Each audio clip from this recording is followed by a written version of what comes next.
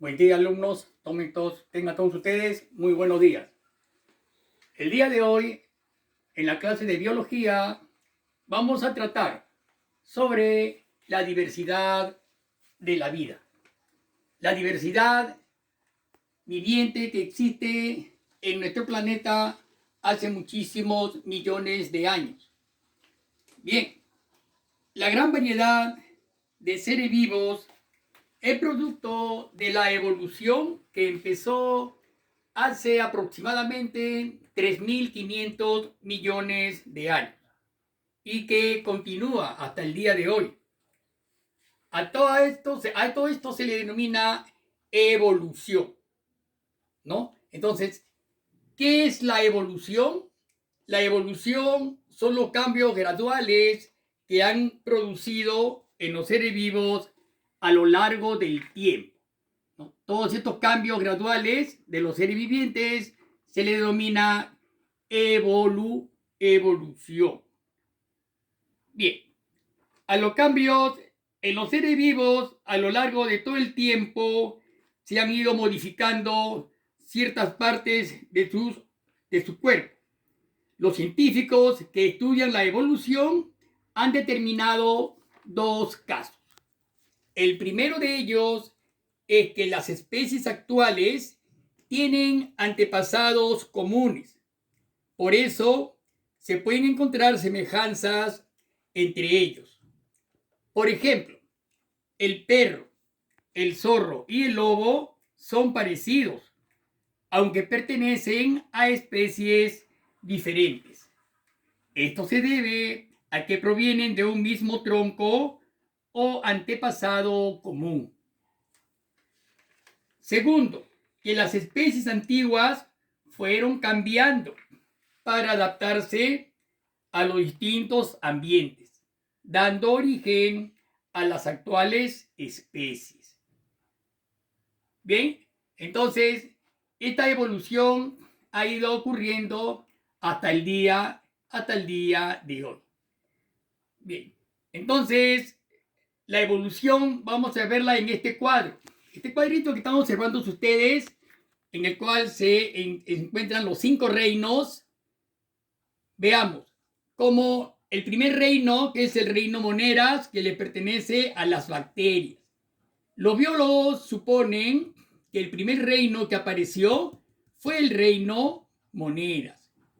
Luego, cuando las bacterias desarrollaron un núcleo, se originaron las eucariotas, o sea, todas aquellas células que tienen núcleo. Es decir, los protistas. Los protistas se dividieron en 3 líneas. La primera que fueron las algas, luego la segunda los protozoarios o protozoos y los hongos, ¿no? Posteriormente, más tarde las algas se adaptaron al medio terrestre y formaron las plantas. Y los protozoarios dieron origen a los animales, invertebrados y vertebrados, ¿no es cierto? Y este sería el tercero, que es de los hongos. Y ahí se suscitaron los 5 reinos. Como ustedes saben, los 5 reinos que están acá en la parte inferior, ¿no? Ahí están los 5 reinos elaborados por Robert Whittaker en 1959, ¿no? Ustedes saben que a partir del siglo XX, pues, los naturalistas empezaron a considerar que ciertos organismos, como las bacterias y los hongos, presentaban algunas diferencias. Entonces se dieron en la obligación prácticamente de elaborar una nueva forma de vida, una nueva división de vida, y quien la propuso con un gran éxito fue Robert Whittaker, repito, en 1959. Se formaron pues el reino Moneras, que es el reino de las bacterias, el reino protozoario, unicelulares, el reino fungi, o el reino de los hongos, el reino de las plantas o plantae y el reino de los animales o animalia. Muy bien. Bien, entonces veamos acá esta parte de la parte taxonómica. Carlos Linneo en 1753 estableció una clasificación, ¿no? Un cuadro taxonómico de todas las especies, todas, incluidas, todos los 5 reinos tienen un nombre científico dado. Entonces, estableció Carlos Linneo un cuadro taxonómico. La taxonomía es la ciencia que estudia el orden y la clasificación de todos los seres vivos, considerando sus características fisiológicas, su genética, su ecología, etc. Fue así como este gran científico, Carlos Linneo, clasificó a los seres vivos. Ustedes están observando un cuadro de las principales categorías taxonómicas de una especie, ¿no? Empezando de la parte global mayor, un reino, como ustedes saben, puede ser un reino animal, vegetal, fungi, etc. Un filum, una clase, una orden, y un género y una especie, ¿ya? Bien. Hemos escogido esta vez como ejemplo a la especie humana. Vamos a hacer la clasificación del hombre, por ejemplo, ¿no? El hombre, primeramente, el reino. El reino del hombre es el reino animal. Entonces, vamos a colocar acá el reino animal. Es el reino del hombre. Seguidamente viene el filum. El filum, el hombre pertenece al filum de los cordados. ¿Cordado por qué? Porque presentan columna vertebral. Todos los animales que presentan columna vertebral son cordados. Los mamíferos, aves, peces, reptiles, anfibios, presentan columna vertebral, entonces tendrán su filum cordado. Luego tenemos a la clase. El hombre pertenece a la clase de los mamíferos. ¿Por qué mamíferos? Porque las hembras presentan mamas para amamantar a sus hijos recién nacidos. De ahí el nombre de mamíferos. Seguidamente, el orden, el hombre pertenece al orden de los primates. Bien, al orden de los primates. Dice que el hombre desciende del mono. Bueno, su estado primitivo, el orden de los primates. Su género, el género del hombre es Homo.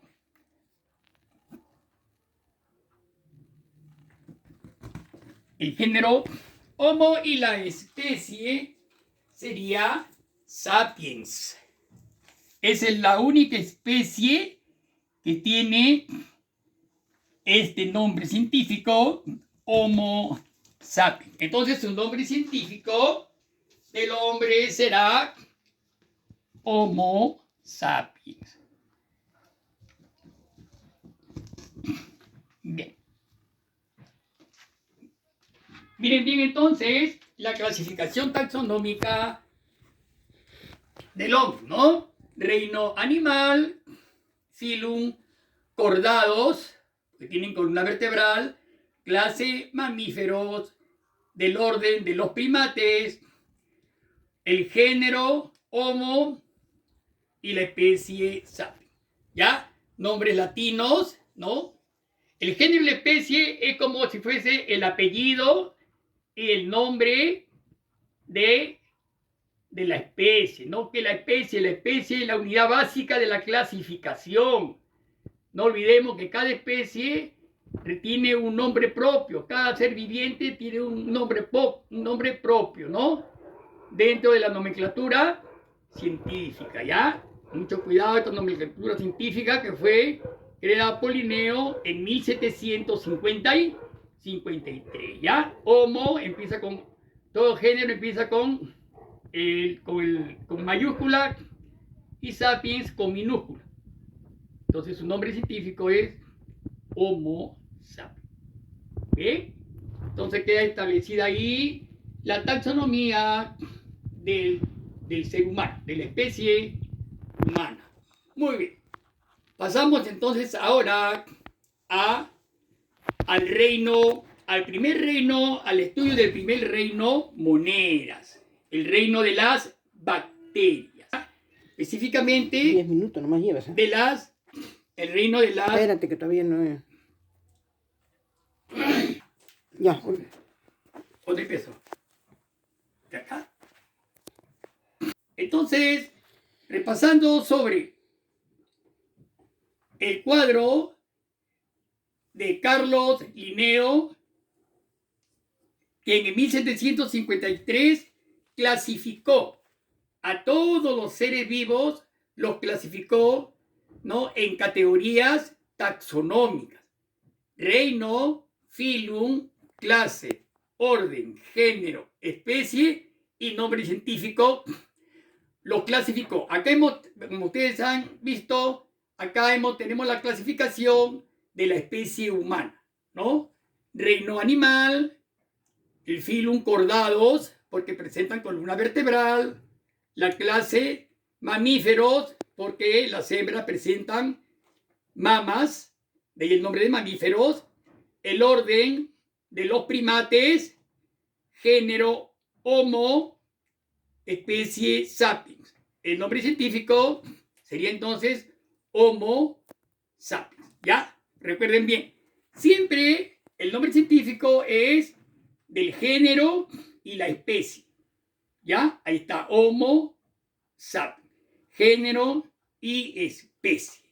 Es el nombre científico. ¿Ya? Bien. Así como hay una taxonomía para el hombre, también hay taxonomía para cada uno de los seres vivos. Aves, peces, bacterias, protozoarios, hongos, etcétera, etcétera, etcétera, etcétera. Muy bien, entonces la taxonomía, pues, es la ciencia que estudia el orden y la clasificación de los seres vivos, considerando, ¿qué cosa? Considerando sus características fisiológicas, considerando su genética y su ecología, ¿no? O sea, el medio donde vive. Muy bien.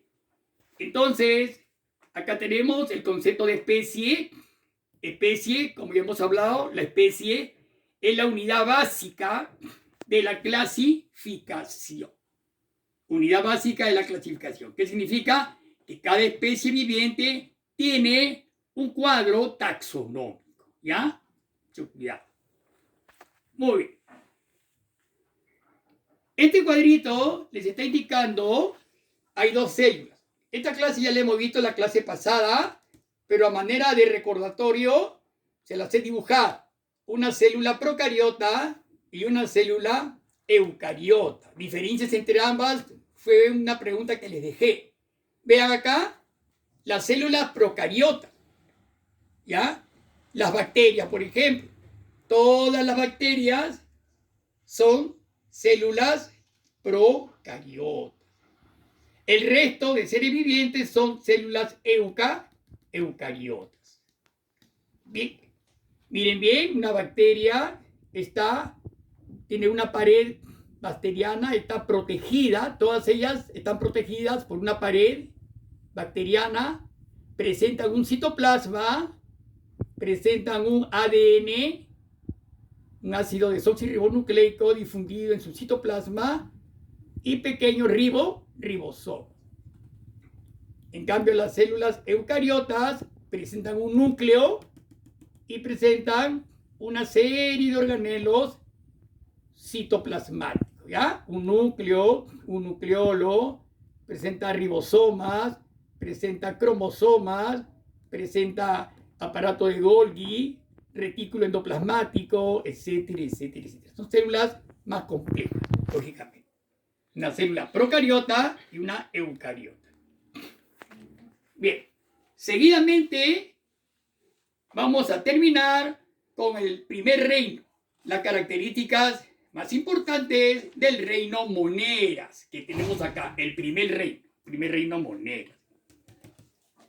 La primera característica.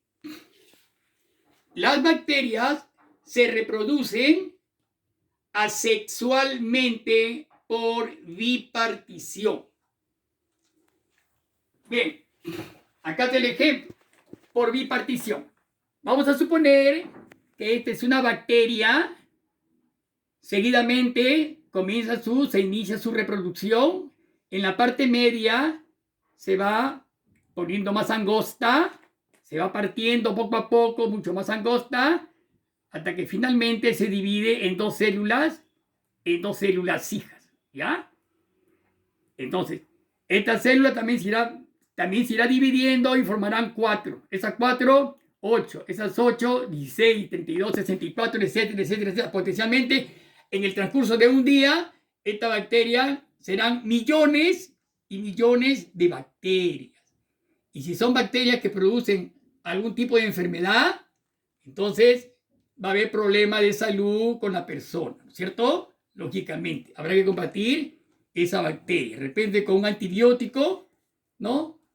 Para reforzar el sistema inmunológico de la persona enferma, siempre se acude a un antibiótico para reforzar su sistema inmunológico, su sistema de defensa, ¿ya? Mucho cuidado con eso. Segunda característica. Son organismos microscópicos, unicelulares y procariotas. Lógico.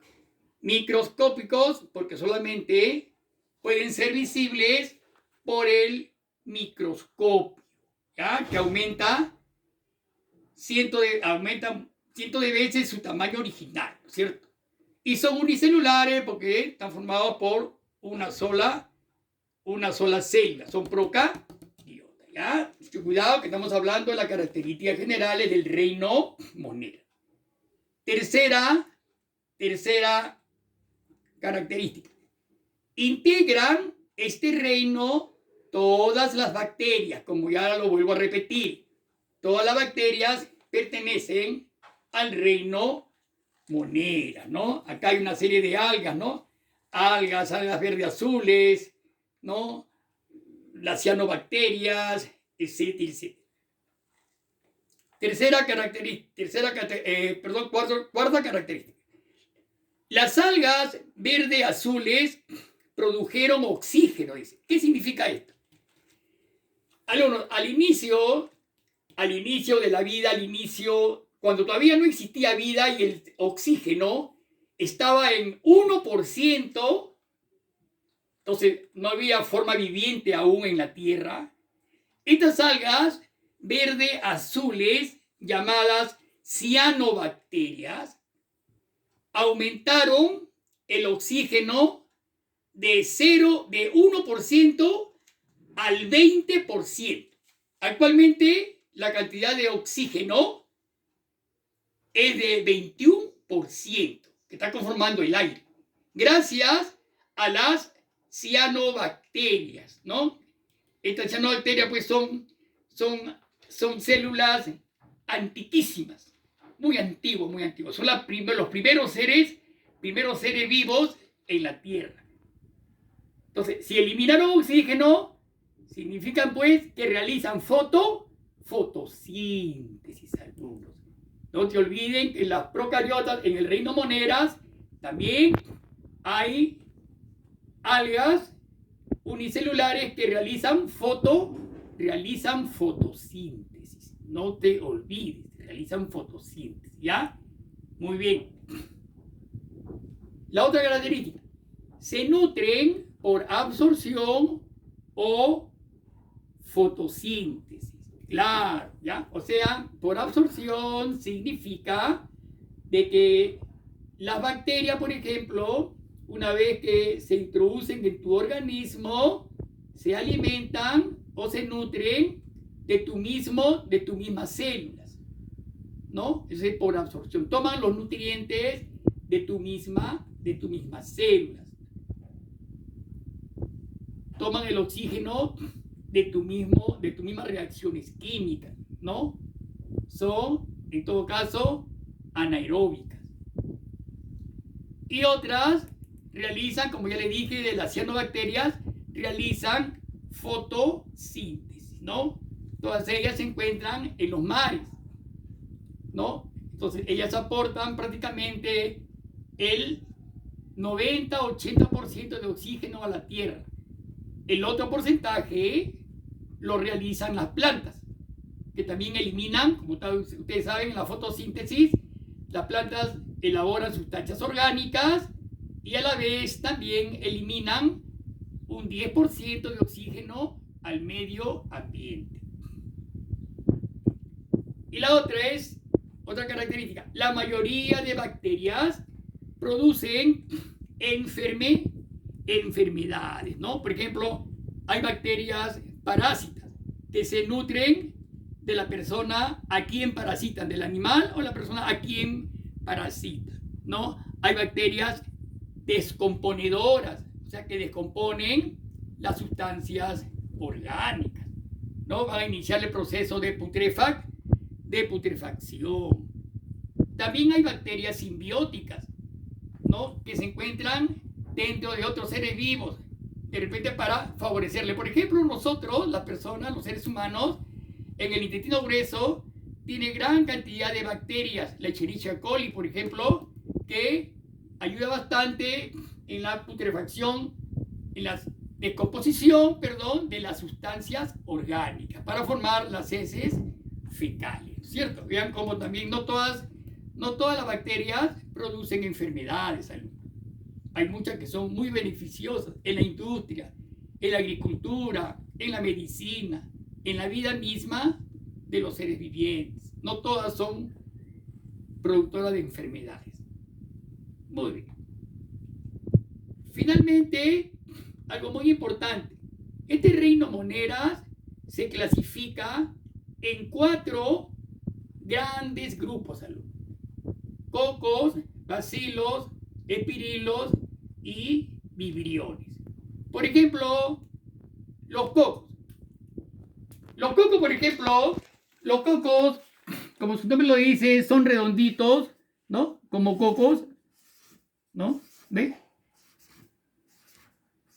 Algunos forman como unas cadenitas, ¿no? Los gonococos. Otros forman como parejitas así, ¿ven? Como parejitas. Se le llama diplococos. Otro forma como racimo de uva, como unos racimos de uvas, ¿no? Se llaman etafilococos. Todos estos cocos tienen una particularidad. Producen infecciones. Donde hay infección, donde hay pus, hay materia, es que son justamente estas bacterias que están muertas ya, ¿no? Entonces, al morir las bacterias, al ser destruidas por los glóbulos blancos, van a salir de tu cuerpo en forma de materia, de pus. Todo el mundo conoce lo que es la pus, una infección. A veces te aprietas el tejido y sale pus, materia, significa que hay una infección. De repente te da un poco de fiebre también, porque la pus, la materia, la infección produce fiebre. Entonces, esos piocitos que se le llama piocitos son los cocos, ¿no? Son bacterias muertas, ¿no es cierto? Esos serán los cocos. Segundo, otro más, tenemos acá a los bacilos. Los bacilos son en forma de bastoncitos, así en forma de bastones, ¿ven? Así, en forma de bastón. Ahí está. Por ejemplo, el bacilo de Koch. El bacilo de Koch es el que produce la tuberculosis, ¿no? La famosa TBC. Ustedes saben que el bacilo de Koch tiene un apetito voraz. ¿Sobre qué? Sobre los pulmones, sobre el tejido elástico de los pulmones, ¿no? El bacilo de Koch produce la TBC o tuberculosis, ¿no? Que se caracteriza ¿por qué? porque ataca el tejido elástico de los pulmones y comienza a destruirlo. Entonces, ese tuberculoso necesita ir a un hospital, hacerse un tratamiento, ¿no? Para evitar que los bacilos de Koch sigan destruyendo su tejido pulmonar. Seguimos por los espirilos. Los espirilos son en forma de así como un tirabuzón, en forma de tirabuzón. ¿Usted conoce un tirabuzón para sacar corcho? Para sacar corcho, un tirabuzón, ¿ya? Por ejemplo, la Espiroqueta pallidum o Treponema pallidum produce una enfermedad conocida como la sífilis. La sífilis es una enfermedad sexual, ¿no? Que se caracteriza porque ataca los órganos sexuales, la boca, los labios, órganos sexuales tanto del hombre como de la mujer. La sífilis es producida por un tipo de espirilo que se llama la Espiroqueta pallidum o Treponema pallidum. Y finalmente tenemos el vibrium. El vibrium tiene forma de vibrión así, como una coma. Es así, como una coma, ¿ven? Como una coma. ¿Ya? Es el vibrium. Ahí está. Forma de comas. Se llama, uno de los más importantes es el vibrium cholerae, que le dice. El vibrium cholerae produce una enfermedad muy, muy peligrosa que se llama el cólera. El cólera. ¿Ya? Es producido por el vibrium cholerae. Bien. Bien, alumno. Entonces, que quede bien claro, ¿ya? Las bacterias que pertenecen al reino Moneras. El reino Moneras, de acuerdo a sus formas, se clasifican en cocos, bacilos, espirilos y vibriones. Ya les he mencionado enfermedades de cada una de ellas y las formas que tienen. ¿Bien? Bien, chicos. Entonces,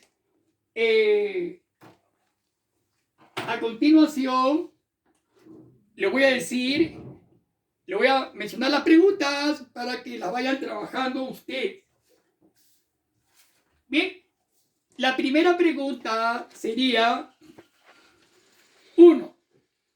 ¿Quién clasificó a los seres vivos en 5 reinos? ¿Quién clasificó a los seres vivos en 5 reinos? 2. ¿Qué tipo de reproducción presentan las bacterias? ¿Qué tipo de reproducción presentan las bacterias? 3. Clasificación del reino Moneras. Clasificación del reino Moneras. Y 4. Describa la taxonomía del hombre. Describa la taxonomía del hombre.